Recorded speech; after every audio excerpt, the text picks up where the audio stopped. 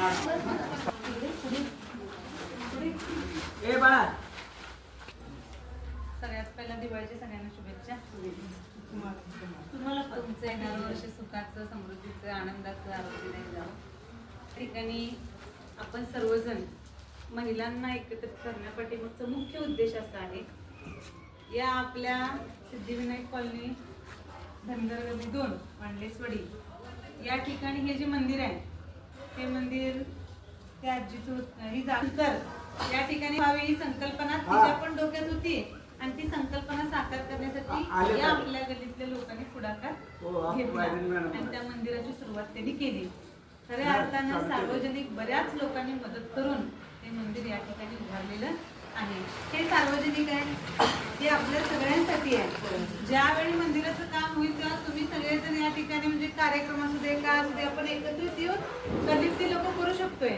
आज गणपती उत्सव साजरा करतोय आपण, दुर्गा मातेचं असतंय, एकत्रित या ठिकाणी म्हणजे थोडक्यात काय की सगळ्यांच्या मध्ये एकोपा निर्माण व्हावा त्या निमित्तानं काम तर प्रत्येकाला पोटाच्या पाठीमागे रोज जातोय. निदान दुर्गा माता बसली की 8 दिवस संध्याकाळी घरातलं लोक सगळेजण एका ठिकाणी एकत्र येतोय, गणपतीच्या वेळी एकत्र येतोय. त्या निमित्तानं आपल्या गल्लीमध्ये आपल्यामध्ये एकजुटता राहते. पण आज मंदिराचं हे काम करायसाठी बऱ्याच लोकांनी हातभार लावलेला आहे.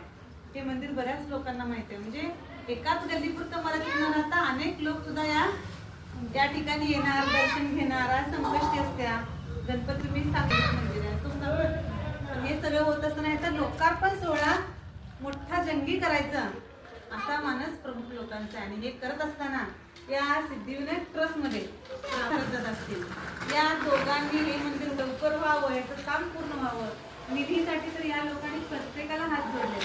आमच्या इथं मंदिर आहे, या मंदिराला तुम्ही सहकार्य करा. मांडलेश्वरीतल्याच नाही तर बाहेरच्या लोकांच्याकडून पण त्यांनी वर्गणी गोळा करून या मंदिराला हातभार प्रत्येकानं लावलेला आहे. म्हणजे फुलाचे पाकळे प्रत्येक मग बाहेर एवढी लोक देतात तर आपण लोकांनी मिळून सुद्धा यामध्ये इन्व्हॉल्व झालं पाहिजे. लोकार्पण सोहळ्याचा कार्यक्रम त्यासाठी मोठी लोक येणार आहेत आणि ह्या मंदिराचं नाव अनेक लोकांपर्यंत पोहोचणार आहे, त्यांचं पण पाय या ठिकाणी लागणार आहे. त्या नियोजनासाठी हत्तीकर सर असतील, भारतदादा असतील, ते वेळोवेळी मोठी लोक कशी येतील, आपल्या मंदिराचं नाव कसं प्रसिद्ध होईल ते प्रयत्न करता येतात.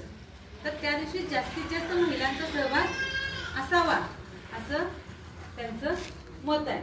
त्यासाठी आज आपण या ठिकाणी एकत्रित जमलेलो आहोत. त्या ठिकाणी काय करायचंय काय नाही वगैरे सांगतील, आपण त्या पद्धतीने चर्चा करूया.